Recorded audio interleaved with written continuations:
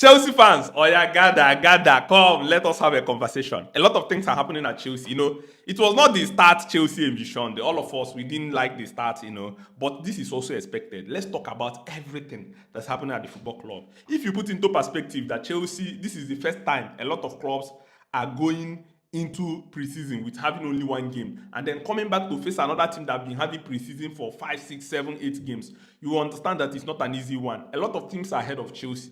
A lot of teams have prepared very well for the season. Chelsea are spending majority of their time fighting for the Club World Cup, and then after the Club World Cup, there's a huge break, and then after the break, the season starts. You cannot just really judge the squad by the two preseason games they played against AC Milan and Leverkusen. You can see the physicality level of Crystal Palace. You can see the way they were fighting. You can see Chelsea did not have the mental toughness to push through. Because ordinarily, Chelsea should be able to push through to get something in that game. But if you check that game holistically, now that the emotions are already done, you will see there's a lot of positive in that game. First of all, Pyong, to be able to stop Mateta, giving Mateta a rating of 6.5.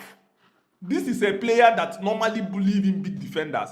Tiny Josh, tiny Pyong was able to stop that guy. And if you put into perspective, it's a positive one. Another positive you can look for the game is that Reece James was able to play majority of the game without injury. That is another good one. Cucurella played very well. Where Chelsea had problem is how to progress the ball from defense to midfield and then to attack.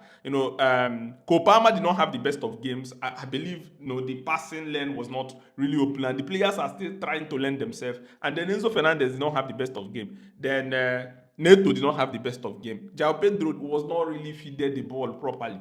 But Gittins also struggled a bit, but it is understandable. Crystal Palace is the team that defeated Manchester City and Liverpool in their last two competitive games. And you know that these are two teams that are ahead of Chelsea already. So for Chelsea to even try not to lose against Crystal Palace, it is a positive. I know on the other side it's a negative because Chelsea fans want the team to win. But if you put everything into perspective, Crystal Palace is not a walkover side. You have Mateta, you have Eze, you have Sa. Then you still have Watton in the midfield. You have Guehi that is very strong at the back.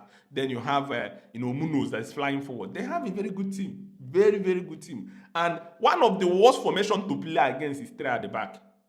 Especially for attacking team or team that's keeping position. Look at how Arsenal we are struggling against Manchester City, against Manchester United three at the back. It's always very, very difficult. But I believe, like Obama said, that the season is a marathon, not a sprint. From now, the players will start recovering. From now, the energy will come back. From now, things will improve. From now, everything will start going very well. You can see as though Maresca was not really, really happy, even though he said that the players tried their best to be able to compete for 96 minutes.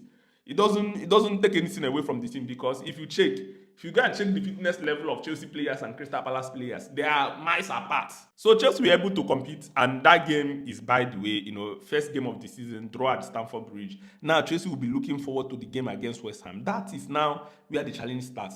Away to London Stadium, Chelsea must try to win. Crystal Palace played a draw with Chelsea, but West Ham, we are beaten heavily by Sunderland. I think 3-0. So Chelsea going there is expected to win. Let's see whether Tosin will be able to come back, because Tosin is very, very pivotal on the way Chelsea want to play. Then that bringing me to the defense of Chelsea. We have had a lot of talks about Chelsea trying to buy new defenders, go and get a new defender, go and improve the squad, go and do a lot of things that people are already talking about. But the reality is that the club believes that Chelsea have enough defenders. Pyong is there. There is Asemino. There is Badiashile. There is Fofana. There is Tosin. There is Chalobah. The numbers are so much. I am understanding from the club perspective, business-wise, it doesn't make sense to go and sign another defender. From the manager's side, I understand no other player can be able to play that centre back. But you only buy new defenders when you're able to move on these ones at the disposal of the club. There's no how you'll be buying new defenders when you've not found solution for Chilwell, no solution for Disasi, no solution for Asemino, no solution to other players, and then you're still buying defenders. It's abnormal. So, but from the manager point of view, he wants to win. Let's hope that Chelsea can be able to find alternative solution, and Tosin can remain fit. And then Badiashile can come back, Fofana can come back, they can be able to complement the squad. Because you can see, the way especially Chalobah played in the game against Crystal Palace, he was struggling to progress the ball from defense to attack. Conway go just keep him waist one side like this, run that pass in the middle. He was not able to do it. But let's see, the manager have also shown that he knows how to find solution. Let's see what Chelsea can be able to do. Let's see whether Tosin can be able to stay fit. Chelsea should be able to win, against West Ham and then kickstart the season. Chelsea are the world champions, but just know that the Premier League, no game is easy. Every game is a war. And let's see what happens. Then coming to outgoings, Nkunku have been the big one of late. Bayern Munich want to take Nkunku on loan. They don't want to pay. I like the fact that Chelsea are now holding their ground. You don't just run Chelsea straight for nothing. It doesn't make sense. You have to pay something for you to be able to take Chelsea players. This loan nonsense should stop. And the club is making a huge effort to say no to Bayern Munich. Bayern Munich that sold, their player to Al Nassr, Coman. They collected money. They don't want to buy another player. They bought Luis Diaz from Liverpool, 60-something million. When it comes to Chelsea, they are now trying to hold back. They want loan. Chelsea said no. Nkunku is a valuable player. And Nkunku is valuable to Bayern Munich. They need him in that number 10 role. They know they need him. So Chelsea are saying, pay for Nkunku or not. In fact, right now, Marcel, who is the director of Bayern Munich, are now progressing the conversation. They want to secure Nkunku as quickly as possible. Chelsea are now saying they don't mind keeping Nkunku in the squad, that they will not be forced to do anything. The same thing Chelsea did with Kani Chukwuemeka. Dortmund came with loan this, loan that, with obligation to buy. Chelsea quickly rejected that. A lot of clubs are interested in signing Kani Chukwuemeka. Chelsea are now saying, buy him full time. Take him or not. Or just leave him. Then Sterling, let's see what happens with Sterling and Chilwell. Let's see what happens with Datro Fofana and then the Sassi. These are players that are Chelsea are looking for a solution for. Then another player is Viega. Viega, I think Villarreal sent an offer for Chelsea for Viega. Chelsea said no, it's not enough. Chelsea wants Viega to be sold for around 40 million euros. The same amount Chelsea want to sell Nkunku. So Chelsea are now saying, buy Viega or leave him alone. And now, a lot of English clubs have now stepped into the deal. Remember, after the first game, some teams will start being scared. They will now want to go into the transfer market to sign players. Chelsea are now position themselves in a way that Chelsea can be able to make deals. Apart from that, Nicholas Jackson have started attracting interest from Aston Villa. Aston Villa, after playing a draw against Newcastle, they now started to think that they don't have the attacking cover. Remember, Nicholas Jackson was also on the list of Newcastle. Aston Villa have now added Nicholas Jackson to their list. Chelsea are now ready to reduce the 80 million they want to ask for Nicholas Jackson. Probably something around 50 could be able to do the deal around this time. Chelsea wants Nicholas Jackson, Nkunku, all these players to leave. Remember, Chelsea have sold some quality players, João Felix, also Nonima Dueke, Broya, Ugochukwu. A lot of these players, Chelsea are still looking for more outgoing. And then Chelsea are now saying that once these outgoings are completed, next move, Xavi Simons. In fact, according to reports, Xavi Simons will play his last game for RB Leipzig this Friday. I think they have a competition to play with Bayern Munich. I think this Friday.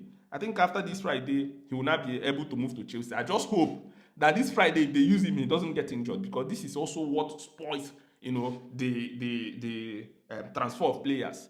That after this Friday, he'll be able to move to Chelsea. Chelsea have agreed around 60 million. Let's see what Chelsea can be able to do. Garnacho, Chelsea are still haggling with Man U. Man U need inflow. They want to sign a goalkeeper. You can see that Ruben Amorim have said that Onana is now 2 players behind.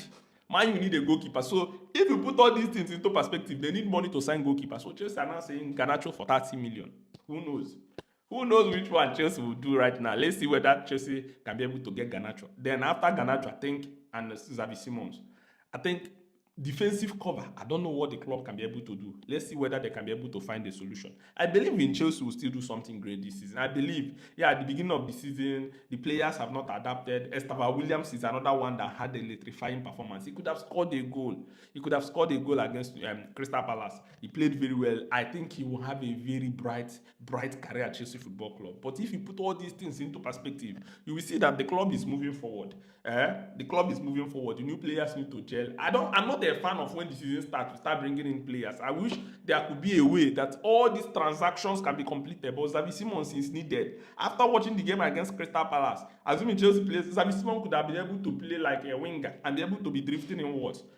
So Chelsea will be able to need him. Enzo Maresca also said that, look at Chelsea have only Tariq George and Gittins, and you can see Gittins have not adapted fully. The Premier League is still trying to adapt, so you need Garnacho instantly. And Garnacho coming means that Tyreek George will go on loan. Let's see, let's see. A lot of things are moving around at Chelsea Football Club. But as a Chelsea fan, are you still optimistic? I am. Let me know what you think in the comment section.